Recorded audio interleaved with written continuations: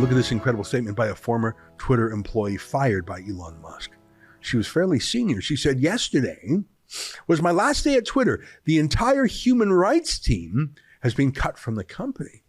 I'm enormously proud of the work we did to implement the UN guiding principles on business and human rights to protect those at risk in global conflicts and crises, including Ethiopia," and her list goes on. Hang on, you had this whole human rights team implementing United Nations principles? Did you know about that? I didn't know about that. Twitter's imposing some foreign globalist regulations on its app? What? I mean, I don't even know if I believe it. When you look at, talk about United Nations human rights rules, in some ways, every dictator in the world has a Twitter account, from Iran to China to Venezuela. So much for human rights principles. And look at this investigation by a journalist named Li Feng. Documents show Facebook and Twitter closely collaborating with the Department of Homeland Security, FBI, to police disinfo. Plans to expand censorship on topics like withdrawal from Afghanistan, origins of COVID, info that undermines trust in financial institutions. Yeah, if you don't love your bank, you're a disinformation expert. So that's what Twitter's thousands and thousands of political enforcers were doing. Running errands for the UN, for the military, for big banks. Here's more from Li Feng. FBI agent Laura Demlow was in communications with Facebook that led to the suppression of the Hunter Biden laptop story in 2020 over the false allegation that it was disinfo. This year, she met with Twitter DHS to stress, we need a media infrastructure that is held accountable. So they're basically political censors who also let the police just come right on in and silence people using the app. No trial, no rule of law, no U.S. Constitution, First Amendment, just a crazy secret relationship with the police. I'll read one more. Facebook and Twitter created special portals for the government to rapidly request takedowns of content. The portals, along with NGO partners, used to censor a wide range of content, including obvious parody accounts and content disagreeing with government pandemic policy. By the way, portals like that give you direct access to an app secretly. That's what the Chinese government does to its internet companies like TikTok, and we condemn that. But that's what Twitter was doing all along. That's what half the people at Twitter were doing. You might have laughed at me the other day when on the show I called Twitter a CIA operation, but literally half the people working there had nothing to do with computer science or engineering or the user experience. They were spies, either gathering information on people or silencing people working for hidden masters. Now, obviously, if someone is fired, that's bad for them. And we mean no harm to anyone in particular. Just because we disagree with them doesn't mean we want them to be unemployed and not make their rent. And of course, if they enjoyed their work friends, that's a sad development, just speaking on a personal level. Let me read this guy's tweet. Getting rid of public policy people when you're claiming to do real free speech is the stupidest move ever. Love who you work with. I'm sorry that he's out of a job, but that's pretty self-serving. All these censors and regulators and filterers were not doing free speech. They were all shaping and regulating and hiding and tweaking and eliminating other people's free speeches. And it wasn't free anymore. Public policy people working at Twitter? Why? Twitter ought to be like a bulletin board. People can put things on it. You don't need thousands of staff standing around taking down things from the bulletin board that real people put up and putting up what you want them to see instead. Public policy people? Look, if you're into public policy like I am, well, then get a Twitter account and make your case. Don't secretly silence from behind the scenes and the chutzpah to call yourself a free speecher.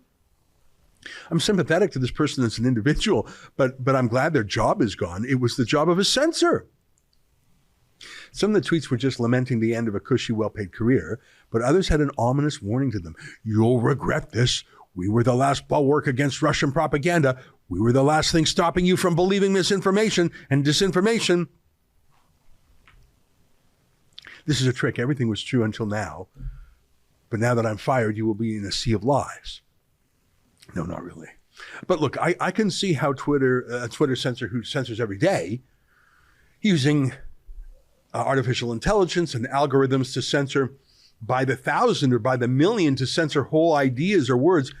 I can imagine how that person can say that their absence will change the world. In a way, it will. We will hear more points of view now, not just the approved ones, by a left-wing Silicon Valley company's woke leftists. We might hear alternative points of view on the pandemic or the vaccines now that were always silenced before. So actually the world will change a bit. Those people actually will be missed by their friends at Pfizer or the Democrats or the FBI or the CIA, whatever. But what about another thing that Elon Musk has done? That little blue check mark next to your name. Again, if you don't have a Twitter account, you may not know what I'm talking about. It's called a verified check mark. It supposedly verifies your identity. Now, that's not someone impersonating you. That's you because you got that blue check mark. It's useful for public people, but in fact, it wasn't treated like a true verification mark because anyone can get verified by showing ID and proving they are who they are. Think about what you had to do to get your online banking going. You can do it, and yet you yourself might not even be famous. My point is the blue check mark for Twitter was not in practice about verifying your identity. It was about whether or not you would be invited into an elite club of influencers and approved pundits. I have no idea how I got my blue check mark. I didn't ask for it. One day it came, and I suppose I'm glad. Maybe it's because I run a news company and even our critics on the left acknowledge that we're a thing, but the blue checkmark community has a kind of identity, a group identity. They're the fancy people, they're the official people, they're the approved people. It's not just verified, it's approved. In fact, Twitter has in the past punished people by taking away their blue checkmark. How does that make sense if it's just about verification? Are they not still the person they were yesterday? No, of course they are. It just means that they've lost Twitter's seal of approval. It was always a snob thing, a club, a caste, an elite, us versus them. Again, I have no idea how I got it, but I got it somehow. But look, Elon Musk has now said he's going to let anyone get themselves verified in that little blue check mark for $8 a month. You too can get that blue check mark. That's not just a source of income for Twitter, which it is. It's a way of reducing spam and bots. Spam and bots, robots, are anonymous accounts, sometimes made by the 100 or by the 1,000, and they are artificial. They're like what a laugh track is to a TV comedy. They're fake. You can have thousands of fake bots promoting or opposing something or someone. It's what Elon Musk didn't like about Twitter when he called off his bid. He said there's too many robots there.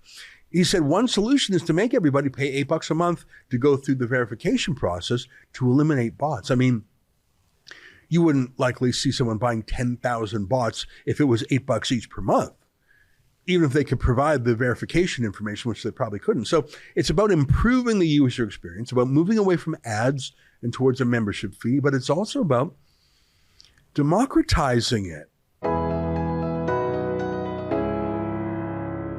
What you just saw was an excerpt from my nightly show, the Ezra Levant Show. Every weekday I do a monologue. Usually it's about half an hour.